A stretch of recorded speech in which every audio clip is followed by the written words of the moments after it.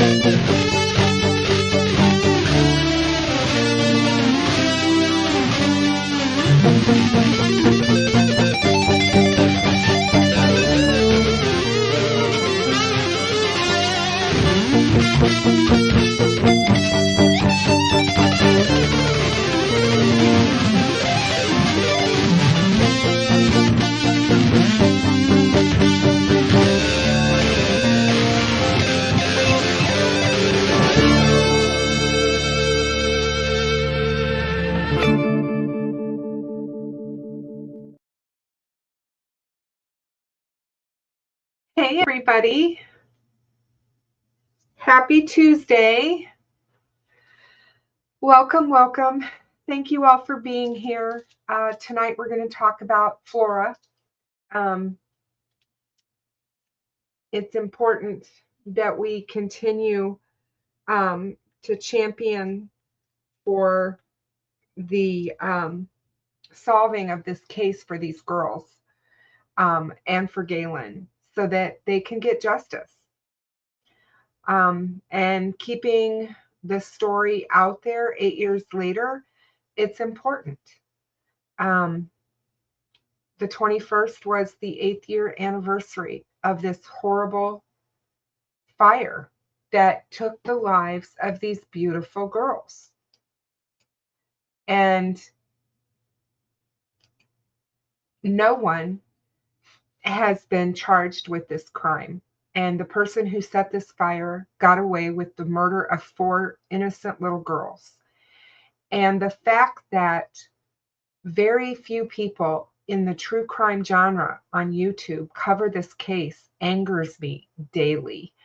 I just don't get it. I don't understand why this case cannot garner the same attention that some of the other cases do. And it has frustrated me for so long. And the time to figure it out is now. We so need more creators talking about this case, putting pressure on the powers that be in Indiana. The state police need to get their act in gear. They need to talk to us. They need to tell the public what's going on in this case. I'm not asking for them to give away things that would jeopardize the case, but you know, they haven't had a press conference on this case in years and years and years. We need to have somebody come out and talk about this case. We need them to tell us where they are in this investigation. What do they need? Is there something that they need from the public that could help? Are there more tips? What is it that they're looking for? You know, I've talked about this before, you know, many times covering Flora, but arson investigations are not easy. These types of fires are very hard to prove. And that can be a daunting process just on the regular. But when we have the situation that we have that is encompassing this case, with what I do believe is corruption, I believe there is corruption involved around this case. There is no explanation, absolutely none, as to why the 911 tapes are not being released. What is it that the state is trying to hide? What is it that the county doesn't want the local people to know? What is it that's on those tapes? It's unheard of. I mean, when you talk to officials all over the country, nobody can believe that the 911 tape has never been released. And the fact that they paid so much money. They were willing in Carroll County to spend an exorbitant amount of money to take this all the way to the Supreme Court to keep those tapes out of the public domain. And it's really, really sad. And Lisa, you know what? I'm glad you brought it up, because I firmly believe this. People don't want to touch it because of racism or perceived racism. And they said that it is too hot of a button. Well, I'm sorry, but these are 4 children, 4 little girls. I don't care if they were polka dot. 4 little girls lost their lives. They deserve the same coverage as 2 white girls from Delphi down the road. Do they not? Do they not?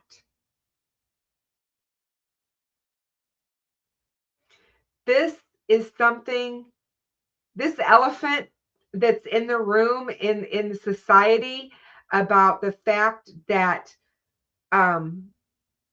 cases are the determination on cases is based on race and how they're covered, has to stop. Minority women and Indigenous women in this country are the forgotten. They are the forgotten, you guys. Their cases aren't talked about. They're not covered. And it's sad. It is so sad. Hey, Jamie, how are you? It's so good to see you. Let's go through and say hello to everybody. I'm glad you guys are all here, by the way. Hey, Rescue, how are you, my dear? I'm so happy to see your beautiful face. I miss you. Hey, Tina, welcome. Hi, Jill. Good to see you, my dear. Hey, Mitzi, how are you doing? Hey, Jinx, how are you, sweetie? Thank you for being here. Jinx is the best moderator.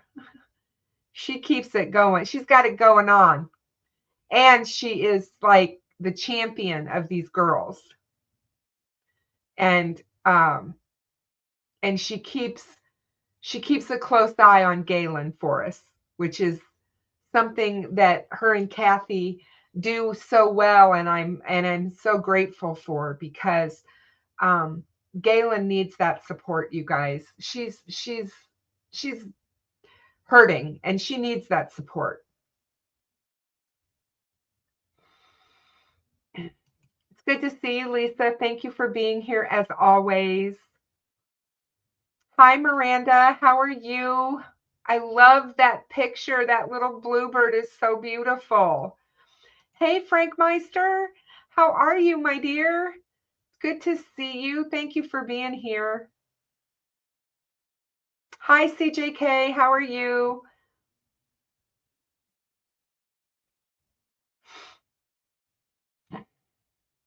Okay, I about had it with this computer tonight. It's not being nice. My Apple is not being nice to me. It's doing some crazy stuff. Hey, Shane, how are you? Good to see you. Thanks for being here. Hi, Debbie. You are absolutely right. This needs to be solved. I agree, CJK. I hope everyone is having a good start to their holiday week. And I hope that everyone who's traveling the next few days to get to family and loved ones has a safe journey.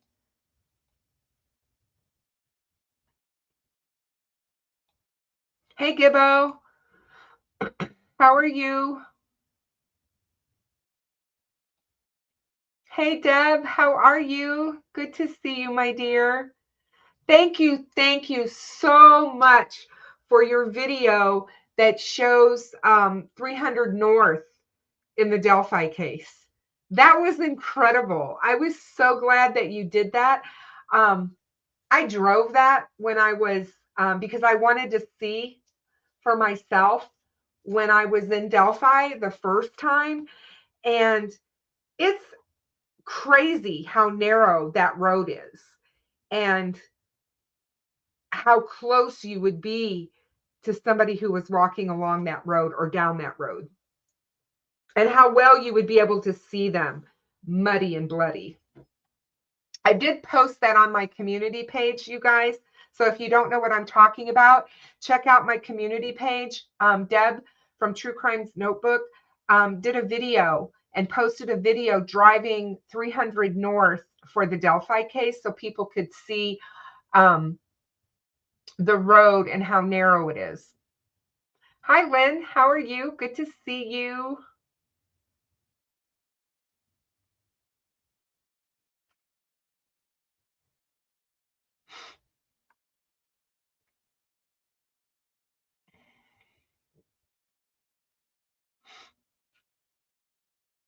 Oh, sorry, guys. I don't mean to yawn, but it's been a long day. I've had a really long day. I had early this morning, I had to be at my grandson's school for Grandparents' Day. And so my grandson and my granddaughter, and so she's in kindergarten, he's in first grade. And so I was able to go and be with them, and they did a really cute little program, and it was wonderful. And I had such a good morning with them. It was fantastic.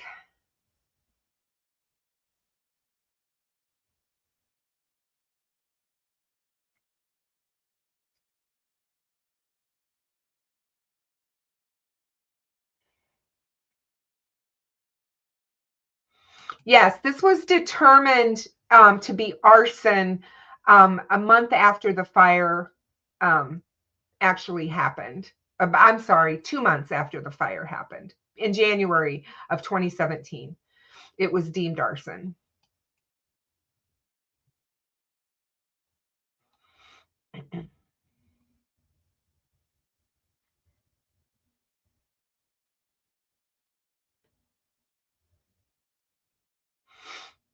Hey, Olivia, too. How are you? Good to see you. Just going through the chat, guys. Yeah, they spent $60,000 to seal the 911 tapes. $60,000. This is in a county that, is always talking about how they don't have the money for this or that. And they just spent $4 million on the Delphi trial. Just so you guys know, The Delphi trial cost $4 million. $2 million over what was allotted for it.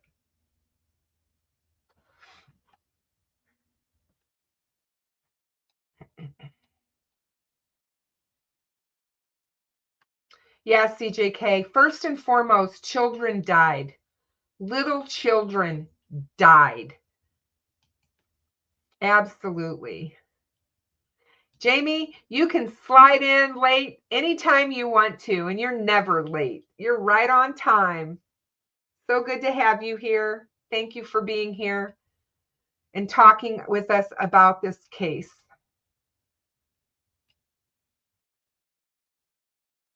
Yep, people of color and Indigenous women don't get media coverage. It's just not something that they get, and they don't get it because people seemingly don't care. Sadly, you guys, that is the truth. And it's got to change. We have to change that mindset, and we have to get people more interested and more cared, or have people care more about these women and these children that are losing their lives daily, or are going to, going missing, whatever.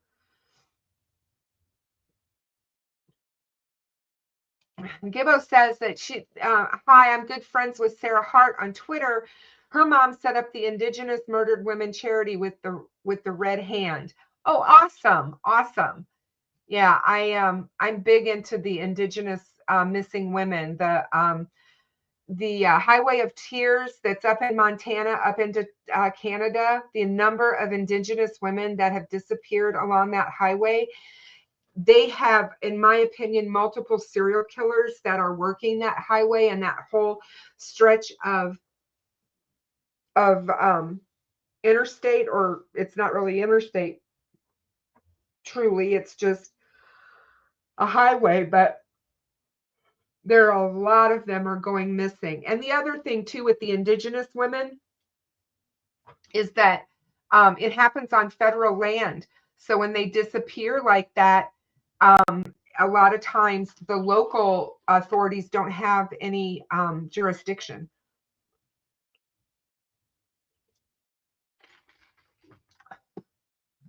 All right, Timu, what's going on with that stuff? Something's weird with my computer. It's acting really strange. That little bluebird is very precious. I agree.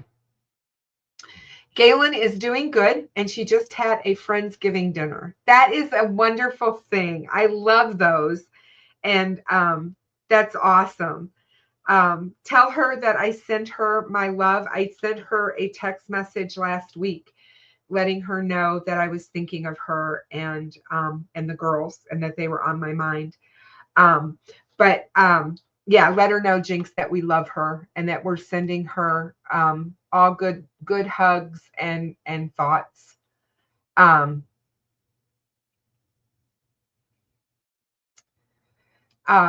Meister says the weather is supposed to be nasty here in the Midwest starting tomorrow through the weekend. Yes, it is going to be cold. It's going to be windy.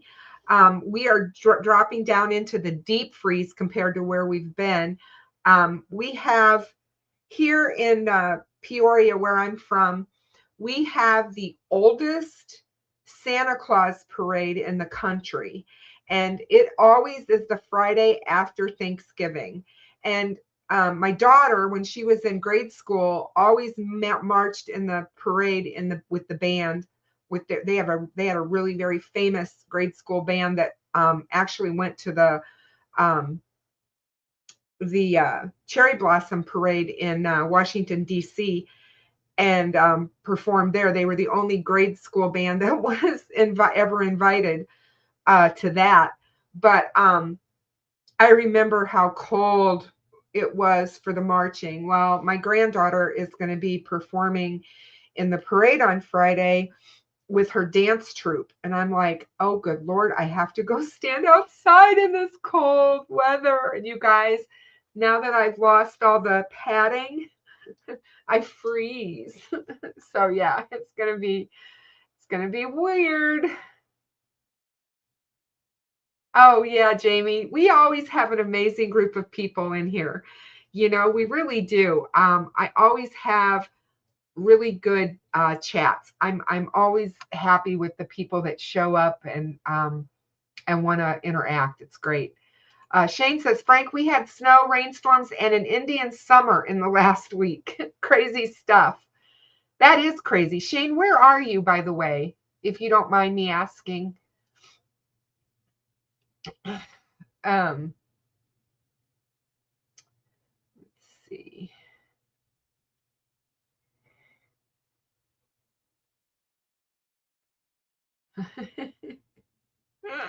Gibbo says, Shane, we keep that information this side of the pond. Last warning. Oh, gosh.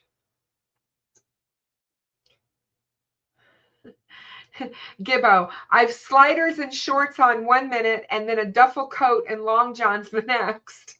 Yeah, I know. Today I was wearing flip-flops, and I know I won't be tomorrow because it's supposed to get really cold. But I'm weird. I don't like shoes. I don't like socks.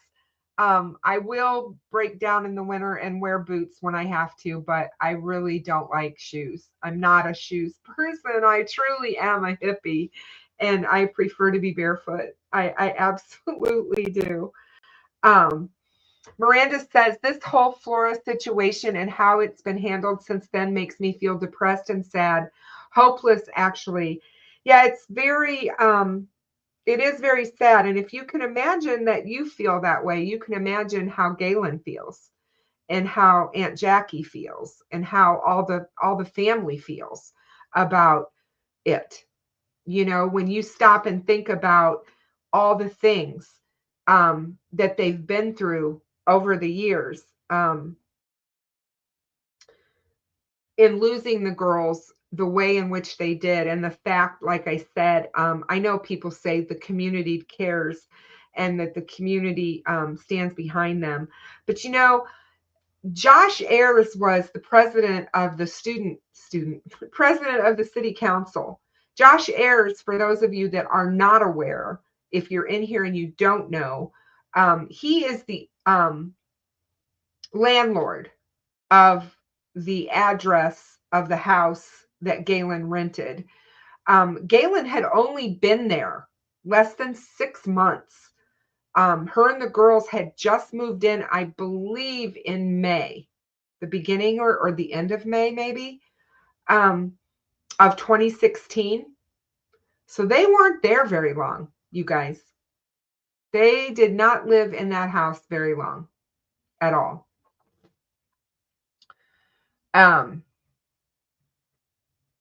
So, yeah, Josh Ayers is the president of the city council for Flora, and the fire chief reports directly to him. I just have a problem with that whole thing and how he is got his hands in everything. It just bothers me about this thing. But and I agree. I think that they somehow we need to put pressure on the representative, the state representative, or the state senators from Indiana to get involved in this case and find out what's going on. I firmly believe we need a special prosecutor appointed in this case to come in and take a look at everything from the very beginning. They need to look at it all, everything, and how it was handled. Because I don't believe that this case was handled at all the way the Delphi case was handled. I firmly believe that they talk about, there's mistakes made in every case. I give them that.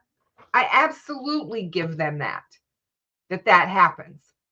But I will tell you that the stuff that we're looking at here with this case, as far as I'm concerned, it goes far beyond. It goes far beyond that, you know. I think that I hate to say corruption. I hate to bring that into the mix here, but I just feel that there's just too many unanswered questions that we just, it just points to that for me.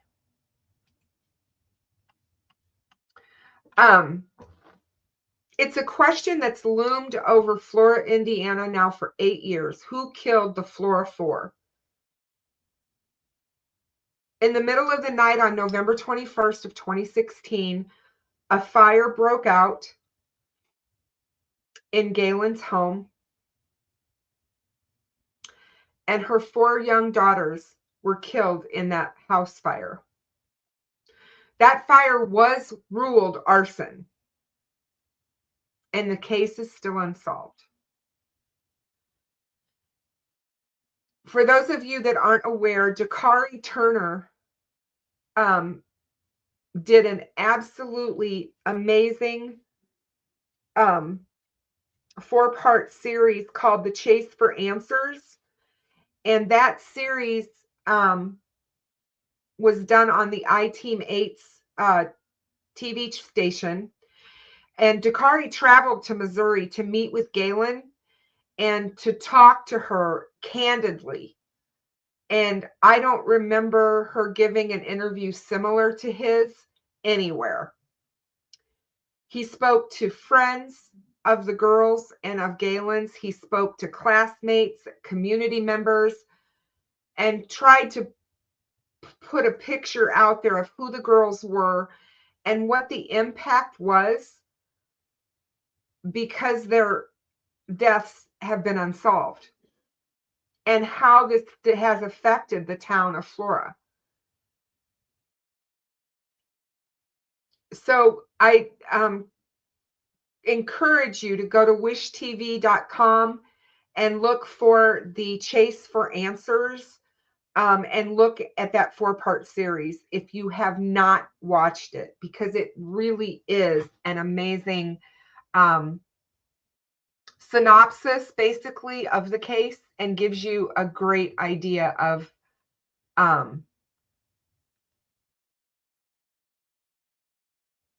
how things kind of fell into where we are today in the case.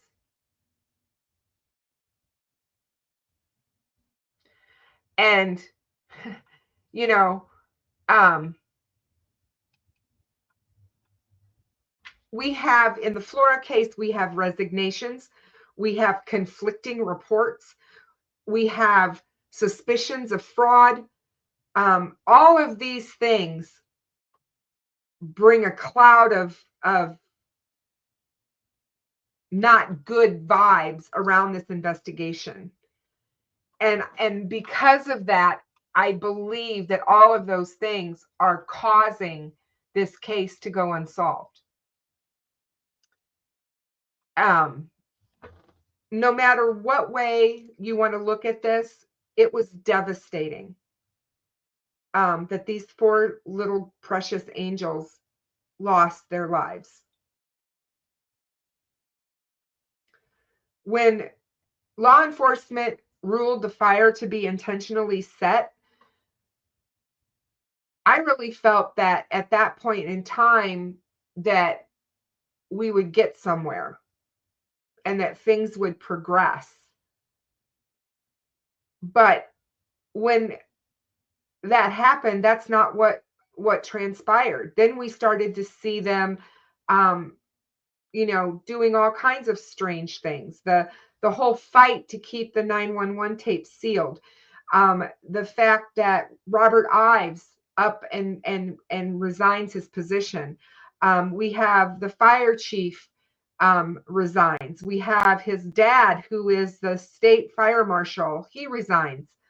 And it's just, there's somebody out there who is responsible for the deaths of Keyara, Kerriele, and Kionnie.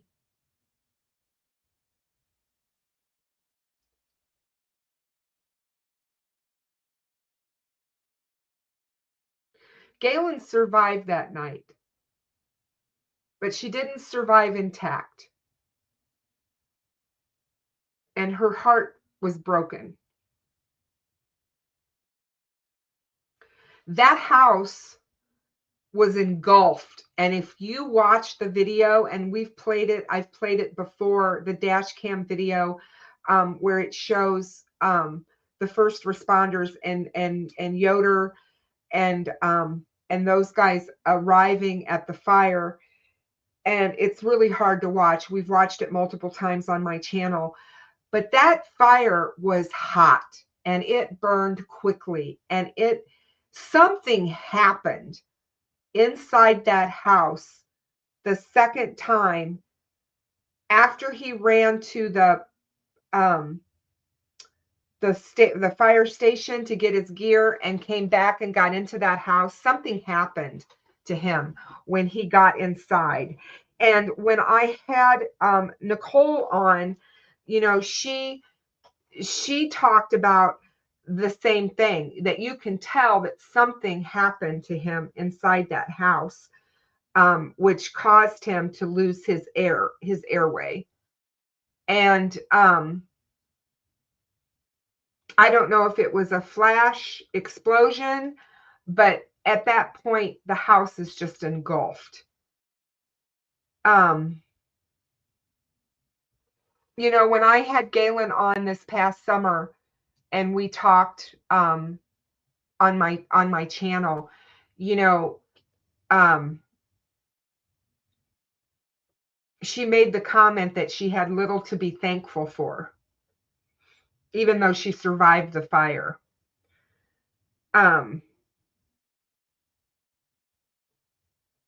There's not a day that goes by that she doesn't think of and miss her girls. It's a constant for her. And I know how that feels, simply because I know how my own self feels with the loss of my son. And I think of him all the time. He's always on my mind. When Gaylin did the interview with Dakari, she was so emotional in that interview. And you can tell how anguished she was and what she has endured the last 8 years since that tragic night in 2016 when her whole world imploded. Her house didn't just burn down, and she didn't just lose everything that night.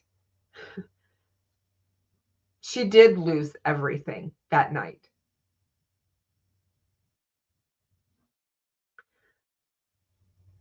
She's a very strong woman, and she says that she's tried to remain hopeful, but it gets really hard because the answers that she needs never seem to come. And one of her quotes has always stuck with me. But one of her quotes was, "My family was wiped away in front of my eyes for no reason. They were here and then they're gone. And I just have no understanding of it." How could you? You know, how could you have an understanding of that?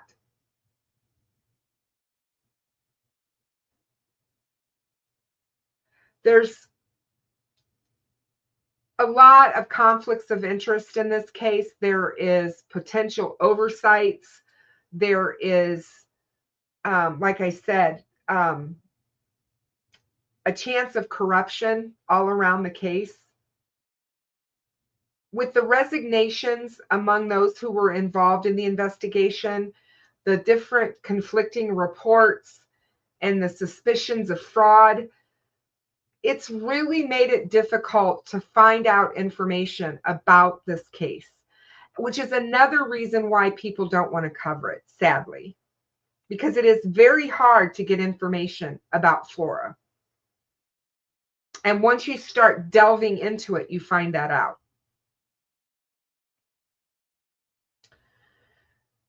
Gaylin told me this summer that she'd always wondered if the girls could have been saved had the smoke detector been operational. And she also felt that small town politics may very well have hindered the search for justice for her girls. She just wants to know why and what happened that night. That's all. She just wants to know what happened. And most of all, she wants her girls back, which we know that's not going to happen. But she does. She just wants her babies. When Dakari interviewed Gaylin, she brought up a previously unreported twist in the case. There was a letter dated July 19th of 2019 that was addressed to her and her attorneys from Indiana State Police. And the letter expressed their desire to discuss the fire, offering Gaylin immunity related to her alleged illegal drug activity. And she provided the letter to Dakari when he interviewed her. And it says, Nathaniel Lee, Faith Alvarez, Gaylin Rose, 151 North Delaware Street, Suite 1500, Indianapolis, Indiana. Dear Mr. Lee, Miss Alvarez, and Miss Rose, as previously discussed, this letter is intended to formalize our need to speak with Gaylin Rose regarding the house fire which occurred on November 21st, 2016. Since this senseless crime was committed, detectives Brock Russell, Ben Rector, and many others have worked tirelessly for the souls of Keyana, Keyara, Kerriele, Kionnie, their mom, family, and the Flora community. Many interviews have been completed and substantial information has been obtained. We are keenly aware that Miss Rose was interviewed on 2 separate occasions, but those interviews were simply for initial information gathering purposes, and we were understandably challenging for her due to the close proximity of her loss. It is a routine practice of law enforcement to complete several interviews with victims to ensure that all of the essential information has been obtained. An interview with Miss Rose would surely allow us to gain more insightful information related to whom she commonly associated with. We need to better understand her personal life, her activities, and identify everyone that visited her home in the days, weeks, and months before the fire. We believe that her associations may well lead to a motive and a direct correlation to the crime that killed those 4 little girls. Surely she will help us. We have empathy for the difficult conversation that we are asking for, but it cannot be as difficult as what occurred to those little girls on the night of November 21st, 2016. If she chooses to not participate or be less than forthright with us, the likelihood of prosecution diminishes with time. We understand that Miss Rose could be fearful of criminal repercussions for discussing particular matters associated with her personal life. Therefore, attached is a letter from the Carroll County prosecutor which dismisses Miss Rose from any criminal charges related to her alleged illegal drug activity. We are willing to travel anywhere in the country or abroad for an interview with Gaylin Rose. We can also coordinate and facilitate travel to and from a mutually agreeable and suitable location where the interview can occur. It is unclear what the alleged drug use has to do with the investigation, although Rose did admit to occasionally using marijuana. Still, this letter says that the Indiana State Police investigators wanted to speak with her to get more information related to whom she commonly associates with. And although the letter was dated 5 years ago, Rose says she has not met with the investigators and she maintains her innocence, and she states vehemently that she is not hiding anything. And she said to me that she was willing to talk to them, but that there hasn't been any communication. She said, don't ask me some intrusive questions that do not have anything to do with the fire. We all talked about this in this case before. I mean, they asked some really odd questions of her. When the I-Team 8 people contacted the Indiana State Police investigators when they were doing their 4-part series to inquire whether they still wanted to speak to Gaylin, there was a spokesman for the agency who would only state that they are willing to speak to anyone who may have information. They tried to clarify the offer for immunity with the Carroll County Prosecutor's Office, and they had not yet responded or returned their request for comment. The state police in this case remained tight-lipped, you guys, declining their invitation to speak in an on-camera interview about immunity and the investigation, highlighting issues some say pervade the investigation. Gaylin's close friend, Kathy Clendenning, believes there's a cloak of secrecy surrounding this case, even all these years later, and I agree with her 100%. As she states, this case is a secret, and you just try to get some information. I dare you. And it's the truth. With the secrecy and the changing leadership, the conflicting reports on the fire's cause have led to speculations and umpteen rumors. Shortly after the fire in November of 2016, the Indiana State Fire Marshal's Office initially reported that the cause of the fire was undetermined. However, in January of 2017, just 1 month before the Delphi murders, investigators with the Indiana Department of Homeland Security released a report stating they believed the fire was intentionally set, meaning that somebody murdered the 4 girls. Changes in key personnel have also made gathering any new information difficult at best. Now, Doug Carter did come out and state he did not believe the person who set this fire's intent was to harm the girls. Why he believes that, he's never said.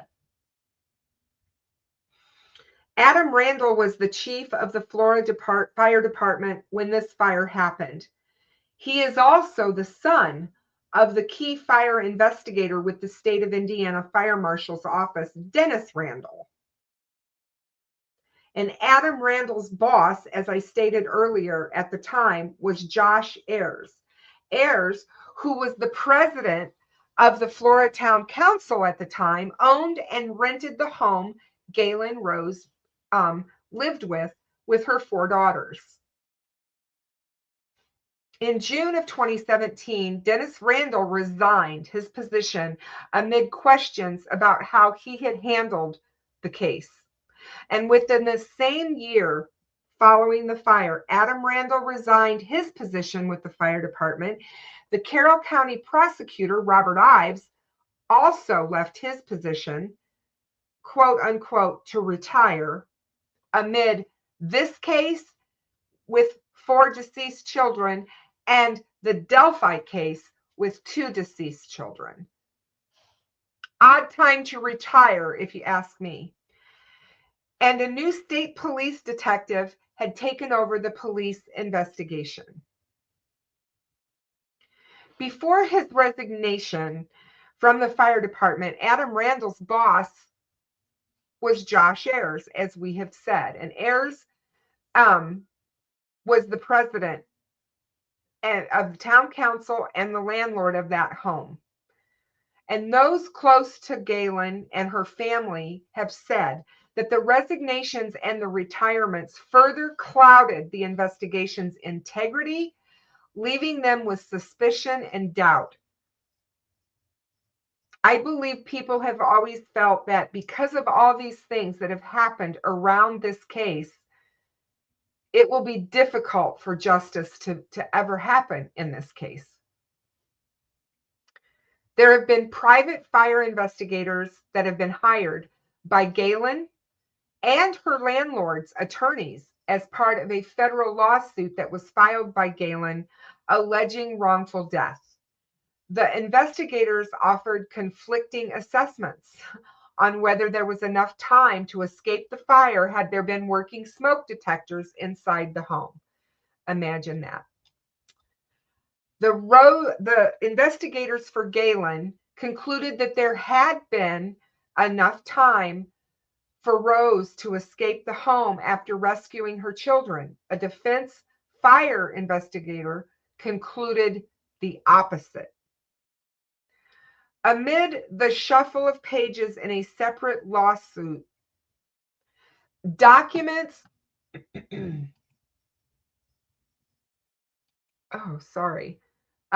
revealed that there was an insurance policy that had been taken out on the home 2 months before the fire. I find that extremely damning. I think it's a huge red flag, like blowing in the wind. I-Team 8 spoke to Indiana University professor of finance Joe Fitter about this policy, and Fitter is not associated with the case in any way, but he did offer his opinions about the unusual timing of the insurance policy and home appraisal that were part of the investigation. And we all know that Becky Patty did the home appraisal for the bank on the home. According to documents that were submitted as part of this investigation, a policy was written on August 31st of 2016 for the home that Gaylin and her 4 girls were living in. The policy had liability coverage for the dwelling in the amount of $392,882 and went into effect on September 15, 2016. The home appraisal was also included in those documents dated September 10th, 2016, showing the home had been appraised for a value of just $45,000. Now, it doesn't take a mathematician to figure out that when you cover a dwelling for liability in the amount of $392,882, when the home is only valued at $45,000, there is something seriously wrong. And to me, that screams fraud. The purpose of this appraisal that was done was to estimate the market value of the subjected property as improved. The property rights appraised are the fee simple interest in the site and improvements. In the opinion of the appraiser, the estimated market value of the property as of September 10th, 2016 is $45,000. The attached report contains the description, the analysis, and supportive data for the conclusions, final estimate of value, descriptive photographs, limiting conditions, and appropriate certifications. Although Fitter concluded that the policy was written before the appraisal was conducted, a lot of times when policies are initially written, they're written based on a verbal conversation with the property owner, Fitter said. It's only subsequently that maybe an insurance adjuster or writer go to the property and physically look at the property, he said. Although that timing checks, Fitter said the timing in regard to the policies and the fire did raise red flags. When an insurance policy starts to look like a lottery ticket, suspicion can be raised of insurance fraud. And this case screams of that, in my opinion. I-Team 8 has requested that the dash cam video showing the response to the fire, which had been released elsewhere, but Indiana State Police have denied that request, along with their request for an on-camera interview citing an open investigation. Carroll County Sheriff's have also declined to speak with iTeam8. So as you can see, guys, the case has literally been shut, even though they keep telling us it's an open case and it's an ongoing investigation. They have essentially shut the door. Shut the door. The fire happened on November 21st, 2016.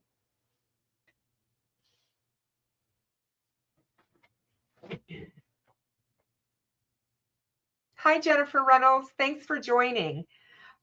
This case is heartbreaking, absolutely heart-wrenching, if you can believe it, because this happened 2 months, a little over 2.5 months before the Delphi murders. And so the community was reeling already with the death of the Flora 4 angels before Delphi ever happened. And Jinx is right. Doug Carter is retiring, you guys, in January. Hopefully, by that happening and bringing in someone new, that is going to bring some changes and progress for Flora. I hope so. I hope something happens. I firmly believe they've got to go back to the beginning, just like they did in the Delphi case. And they've got to go through every single tip and every single piece of information in this case. And they need new eyes on it. I mean, we had the ATF involved in this case. We've had Homeland Security involved in this case. And I firmly believe that there is enough going on here that they need it to have a special investigation done. I've said all along it needed to be at the federal level, because I really believe that the state of Indiana is trying to cover something up. I mean, it's just, it's just crazy.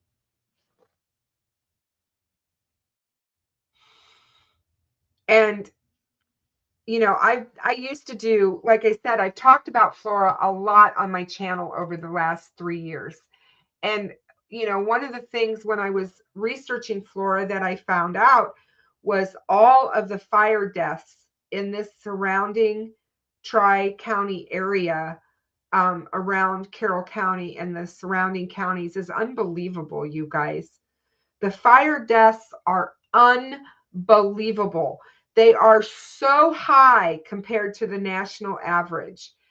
And the upstairs residents were white.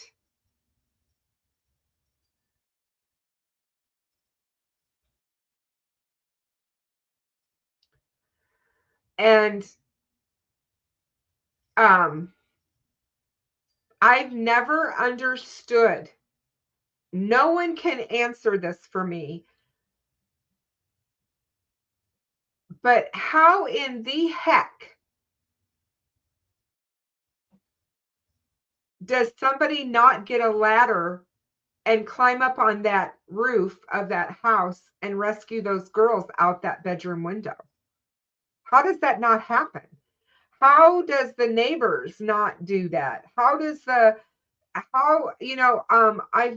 done live streams with Coach Kev. I did one with Nicole Brock, who's a fire investigator. She's a forensic fireman. She teaches forensic fire analysis, and I have, I had her on my show, and Cheryl McCollum put me in contact with her, and Nicole's amazing. She is going to be working diligently with me on Flora. She just had a lot of personal tragedy in the last 6 months, and she lost her father She's just had a lot going on. And but I mean, the fire statistics are crazy, Jamie. The amount of kids that have died in suspicious fires and women and children in that area is ridiculous. You know, one of the things that is really bizarre that I don't think a lot of people understand or know is that Brad Holder, his family lost people in Logansport in a fire. 5 of them. There were 5 family members that died in that fire.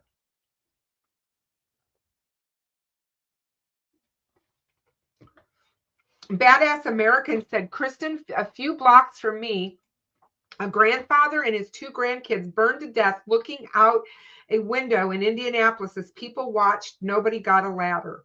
I don't understand that. I just don't. It just mind boggles to me how people can just not get involved. But but yeah, the fires in this area are just it's just crazy.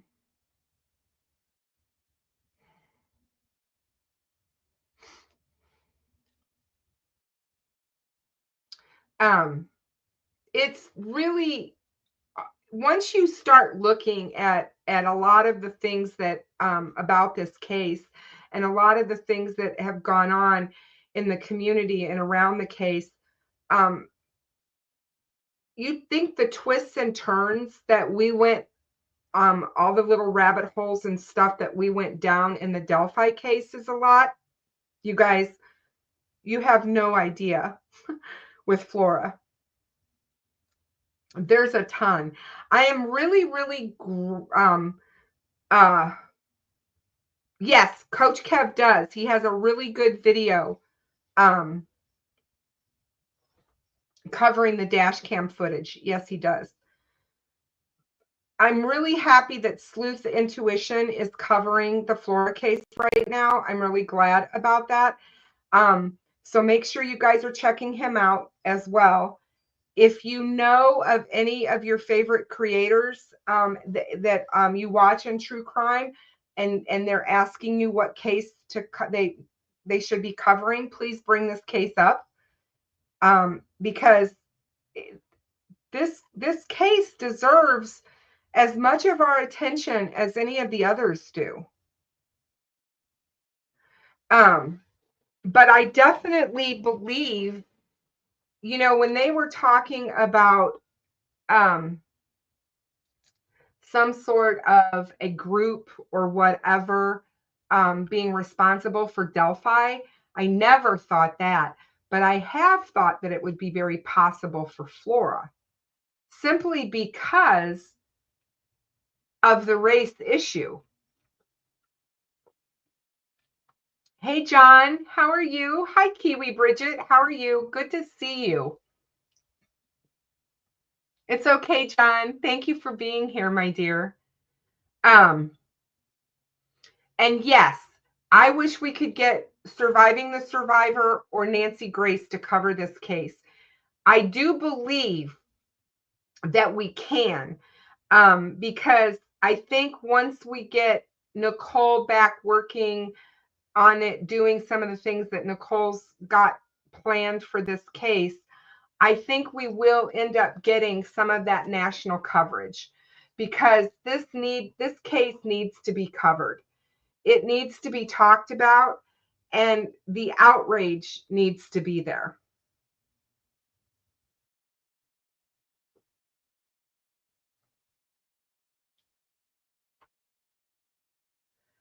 What? Yes, the FBI does investigate arsons. Yes.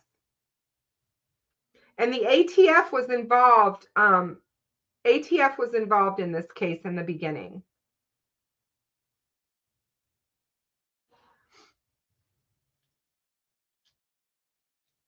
Boston says Joseph Hirschberger and his girlfriend, but he is in prison now and just got hit with 30 more years for 3 more barns in another county. They need to look at them again. Yeah. I mean, all of this, guys. I mean, there are other arsonists out there that, I mean, you have to look at the Randall family. They also have arsonists in their family. That is also a red flag to me. And I mean, I'm sure that they've looked at people, but it's like, you know, if anybody out there knows anything, tip it in. Let them know, you know, give them whatever information, you know, and as far as the reward goes, man, you know, every time I say that the reward is $5,000 in this case, it makes me sick at my stomach. We have people in this community raising money for Richard Matthew Allen, and we have a $5,000 reward for the Flora 4 Angels. What does that say?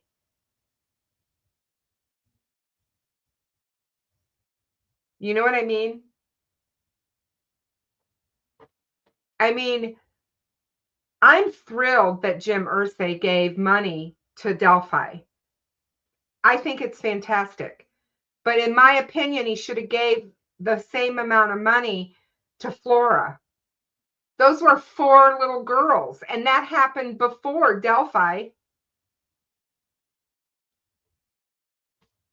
And I reached out to him 3 times in the last 18 to 24 months and asked him to please donate money for the Flora 4. Crickets.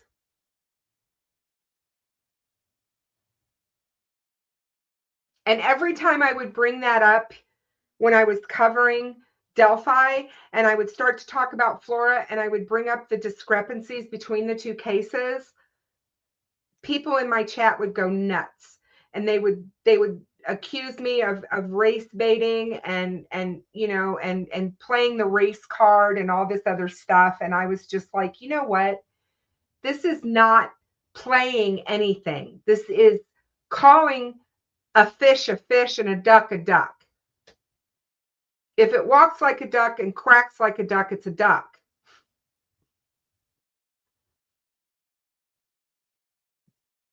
Yeah, Tawny, there was the reward was kind of a mess.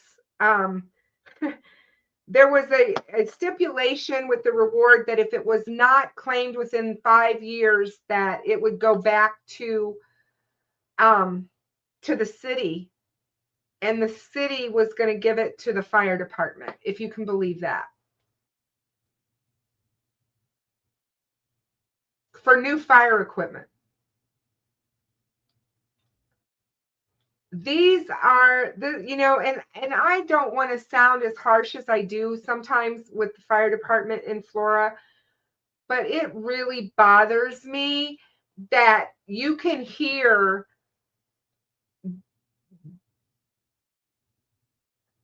on that dash cam video him screaming at his fellow firemen standing around. Come on, guys, we have people in this house. What are you doing? Why are you not moving? Why are you not there? He was already in the house once, jumped in his patrol car, drove back to the firehouse 500 yards away, jumped into his gear, his fire gear, drives back to the house before the fire engines ever got to the house. Now, how does that happen, you guys, when they're there? They're at the firehouse.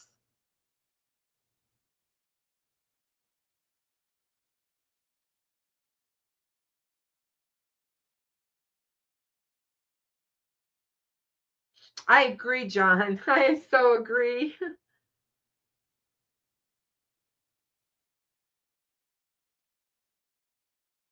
I so agree.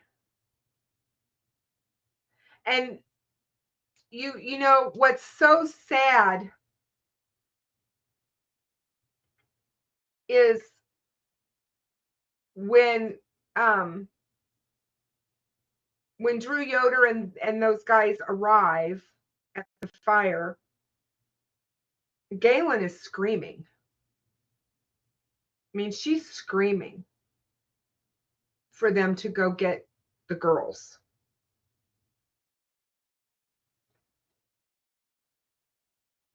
And I just, like I said, I mean,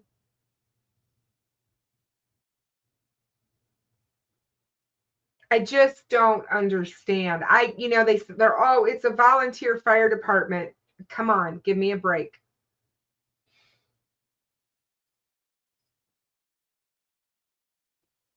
Yes, Lynn. They have a huge arson problem in Indiana for some reason. Yeah, Kiwi, none of us can figure it out. And we can sit and ask those questions over and over again, and it's not going to bring the girls back, and it's not going to get the person responsible arrested. But those are questions that will never make sense in any of this. And when you talk to Coach Kev, he's a fireman, and Kev fights fires. That's what he does. And he has no explanation for it.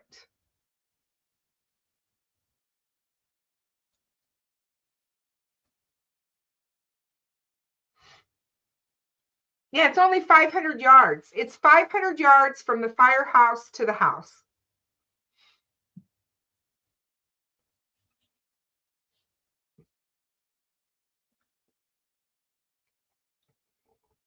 Yeah, let's go. He's like, let's go. There's people in the house.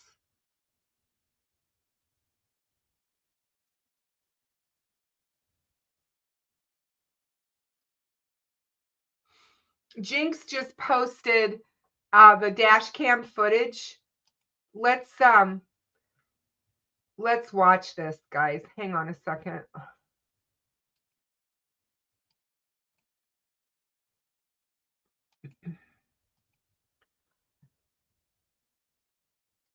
Sorry, I'm having trouble with my computer. It's just not being nice to me. Hold on a second. Let me pull this up.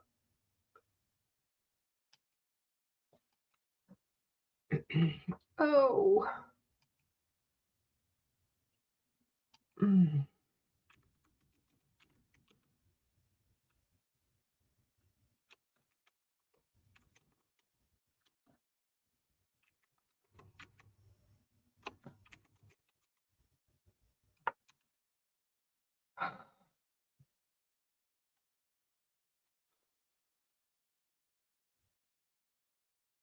Mm.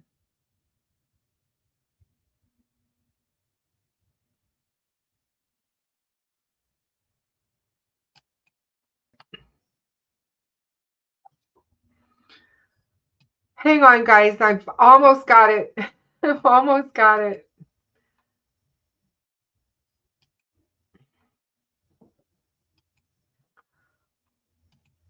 Here we go.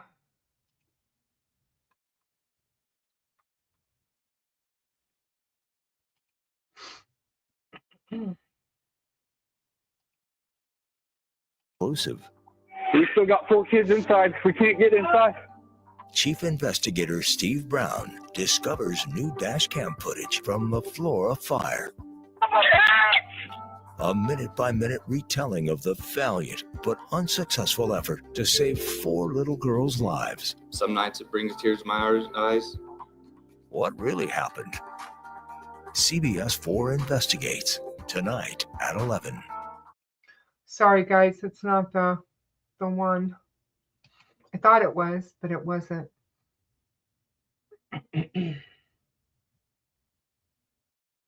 Okay. This is the one I wanted.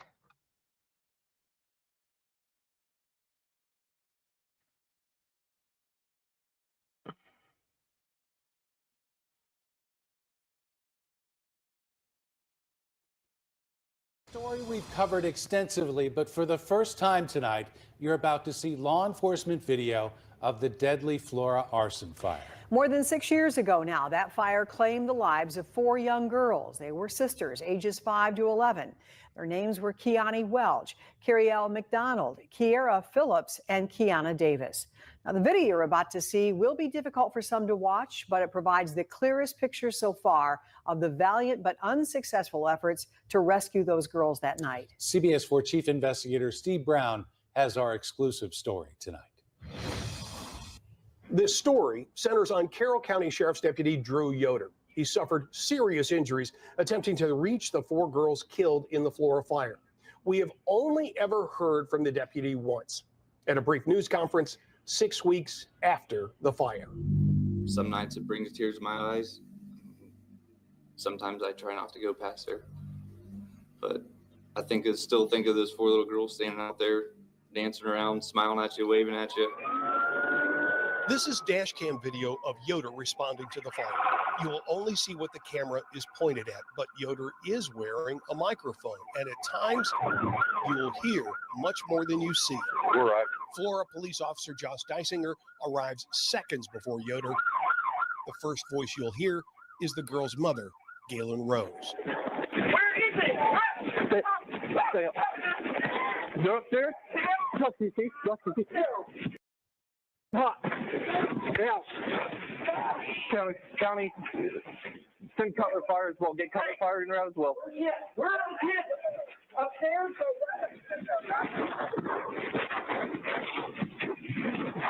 Where's the picture? Stay around the corner to the left.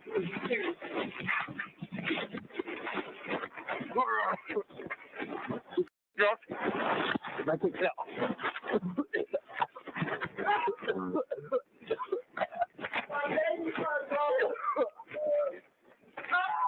Guys, the next as well. Josh, you good? Josh, you good? I'm good. You good?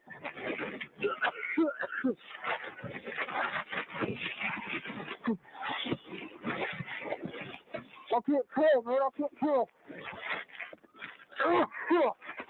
Inside the house, Yoder faced intense heat and thick smoke without protective gear while trying to climb this set of stairs. Then at the top, a landing on the left and another shorter set of stairs leading to the girl's bedroom.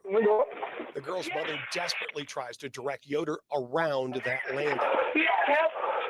You go around the corner. Please. Let's go. Go around the corner. Keep going. But the smoke was too much.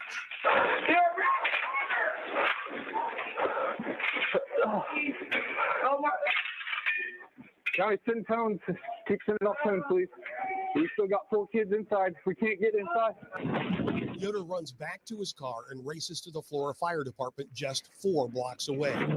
The deputy is also a volunteer firefighter. The drive takes 24 seconds. He exits his car, races in, and yells to get the equipment moving. Hey, clean the roll, dude. There's people inside. For the next 45 seconds, it sounds like Yoder is getting into his turnout gear. He then runs back to his car, races back to the scene with fire trucks just behind him. Hey, they're coming. They're right here, dude. They're right here. They're coming. Both Deputy Yoder and Officer Dysinger quickly put on air packs to re-enter the house. If you look here, you can see one of them entering, crawling on hands and knees. Just seconds later, something has gone wrong.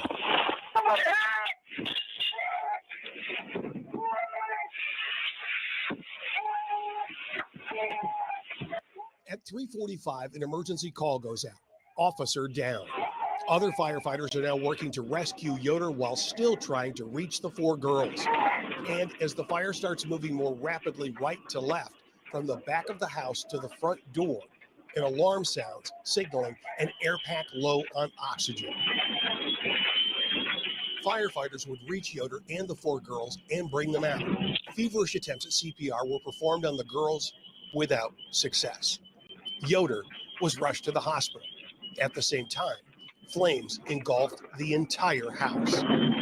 The last thing we see on the video is an advanced life support vehicle pulling up just before 4 a.m. It would be almost 2 months before it was announced the fire was an arson. In the 6+ years since, the investigation has not produced an arrest. Before making our final decision to air the dash cam video, we did show it to Gaylin Rose at her request. She supports airing the video. It is her hope that it will generate tips from the public. They may finally bring this case to a close. Now, that number is 1-800-382-4628. You do not have to give your name to provide information. Steve Brown, CBS 4 Investigates. And you can take another look at that video at cbs4indy.com. You can also see all of our coverage of the investigation into the Flora fire. Well, the owner. It is always so hard for me to watch that and to remain calm. Drew Yoder was amazing. He really was amazing. Should he have gone into the house without his gear? No. But he knew that there were 4 little girls in there. Did he become a product of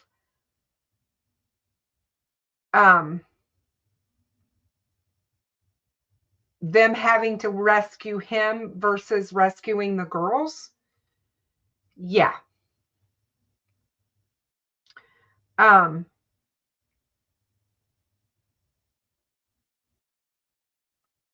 saw Drew when I was in Delphi for the Delphi trial.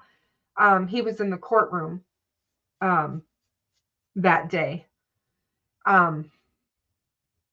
And yeah, you know, what an amazing soul. He nearly gave his life that day. And I've talked about this house and what I think led to the devastation of this fire, and the fact the reason that Drew couldn't get to the girls was because of how they had cut this house up and put up walls to make it into this duplex, because this house was a single family home. It was not meant to be an apartment, but they made it into one. And I don't think they did it according to code. And a lot of times that's what happens with these so-called landlords. You know, they're not so much into doing everything by the book and up to code. It's, you know, how quickly can we cut corners and whatever. And they put up walls. And I think they created a fire hazard. And I think that because you go up that landing and then you had to take a right and go up more stairs to get to the girl's room. And with that heavy, thick smoke, he couldn't figure that out. And that is one of the most gut-wrenching things to listen to on that dash cam video, when Gaylin is telling him to turn the corner. Just turn the corner, please. Yes, it's a fire trap, Deb. Absolutely. Absolutely. Yeah, Jamie, it's over. It is over. And yeah, it is hard to listen to. And for like I said, for those people, you know, that are in my chat that didn't know much about the case, now you know what went on that night. You get to see it firsthand and experience it through that video.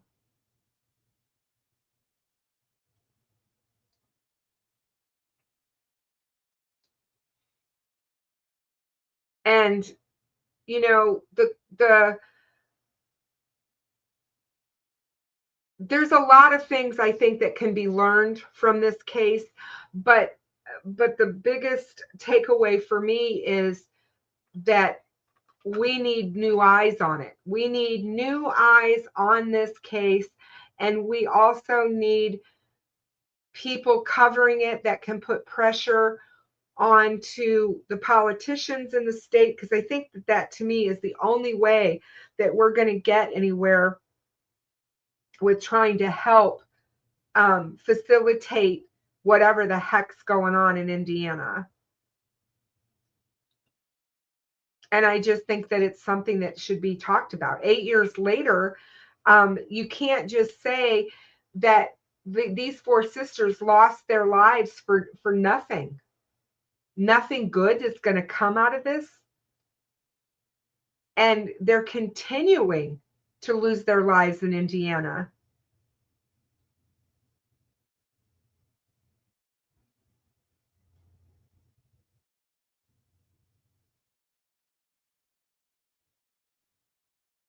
And there were no working smoke detectors.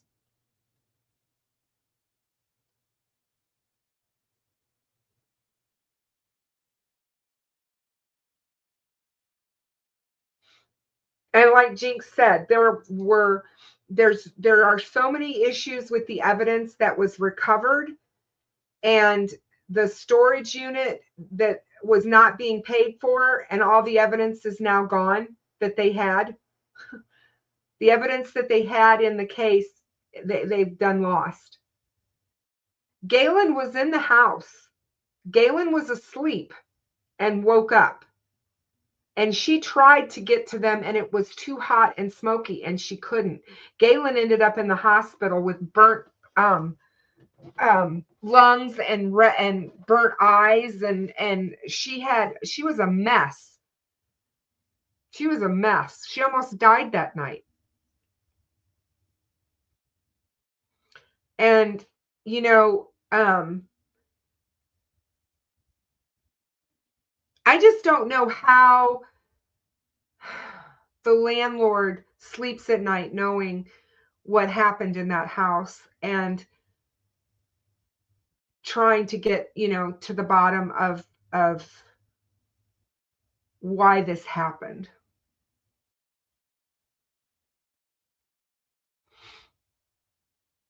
But I just wanted to cover the case with you guys. I wanted to go over it and remind everybody and bring everybody back, you know, up to speed, so to speak, with where we are with Flora. We are still having memorial walks. Randy is still putting those together. They just had one just last weekend. I believe it was last weekend. I can't even remember what, couple weekends, 2 weekends ago. And so they're still having memorial walks for the Flora girls. They did a memorial bench in Flora for the girls. The Delphi girls' names are also on the bench. The fire did start at the back door, and that back door never locked and never shut properly. And Gaylin told Josh Ayers that, and they knew it. Gaylin and the upstairs tenants used that to get to the basement where the washer and dryer was located. That back door was open that night. Gaylin has no more children.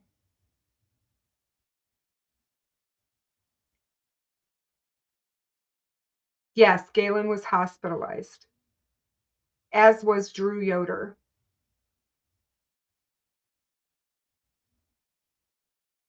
And, you know,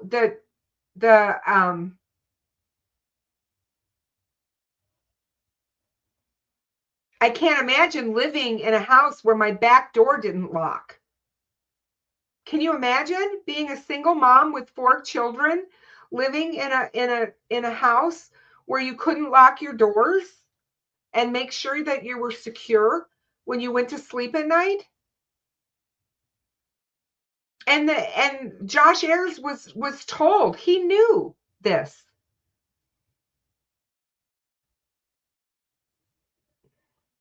It makes no sense. And slumlord is exactly how I see it.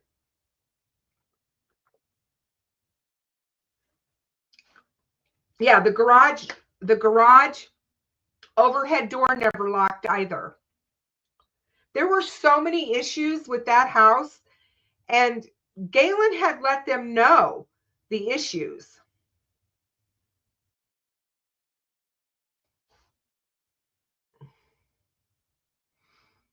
So just keep her in your prayers, you guys, this week. And as the holidays approach, because this time of year is horrifically difficult for her. I'm so happy to hear that she had a friendsgiving, and that she was able to enjoy a nice time with friends, because that is so important. And I'm glad that she's able to partake in some of the festivities at least and have some enjoyment.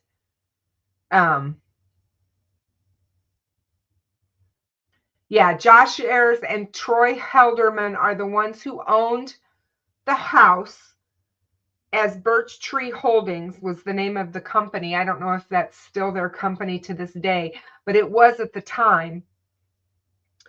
And they are also, Josh Ayers has had other property that has burned suspiciously, just so you guys know. This is not his first rodeo when it comes to having properties go up in flames. And I do feel that this is somebody local. Absolutely. And I also believe it's somebody that possibly Gaylin knew. And I think that that's sad to think of, but I do believe that. And you have to remember, Gaylin worked at the gas station, and she saw lots of people in town knew her girls. Drew Yoder talks about the fact that the girls used to stand on the corner. And again, this house was right on Main Street. So when you would drive through Flora, if you were going from one point to another point, you drove through the town, you drove right past the house. And when the girls were outside playing, you would see them. And these girls were friendly, loving, sweet girls. And they would wave. They would wave to people.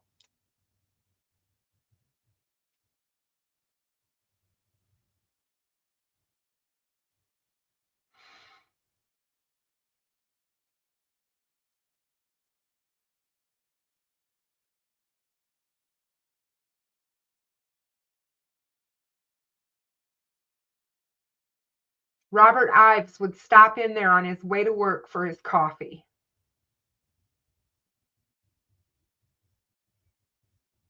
The Marathon gas station in Flora. But yeah, I definitely believe it's somebody local. But thanks, guys, for hanging out with me tonight. I appreciate it very, very much. Again, please share Flora. Talk about Flora amongst your friends and get people to become a little bit more interested in it.